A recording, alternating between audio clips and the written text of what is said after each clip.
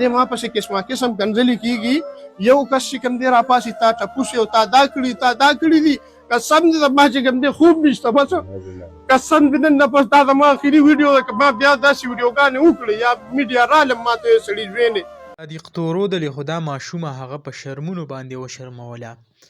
یو څو زره روپۍ مدد ورسره سوه شو چې د غریبي کم عزت چې دی هغه نیلام شو. که تاسو کتلی وي د دې سره چې کم امجد 50,000 روپۍ مدد وکړو، بیا هر سړی روان دی ورته وایي چې آیا زمونږ په کلي کې دا حل و مونږ ته پته نه وه.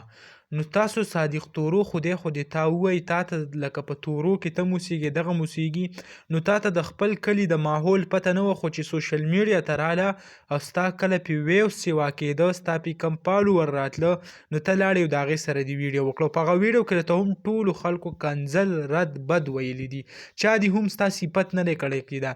بیا داسې چل شوی دی چې هغه ویډیو بیا ختمه شوې ده، نو بیا پسې ورغلی دی، بیا ورته وایي چې آیا خلک کنځل کوي او لکه دا خو داسې چل دی او دا دی.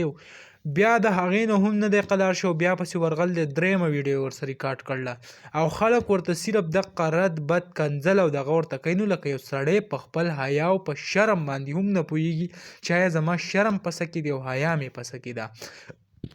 بیا د هغې نه پس کم روپیوال میکونو والا چې دي هغو له خو بیا جوړه شوي هغه پسې هم رواني او دا پیسې څنګه درکړې او دا چا درکړې او لکه ته غریبه یې او دا یې خدای دې تا پویه کړي ته دونه صحیح سړی او ته وایې چې زه د دې سره مدد کومه، نو ورکوله که نه یو 2 لکه وله ورکړه 3 لکه ورکړه، خو د کیمرې مخې ته خو مه راځه، ته خو په دې چل باندې بیا نورې پیسې راټولې او هغې د بیا ورکې یا نه ورکې، خو ځان دپاره چې کوم دی داسې قسمه چلونه کوي.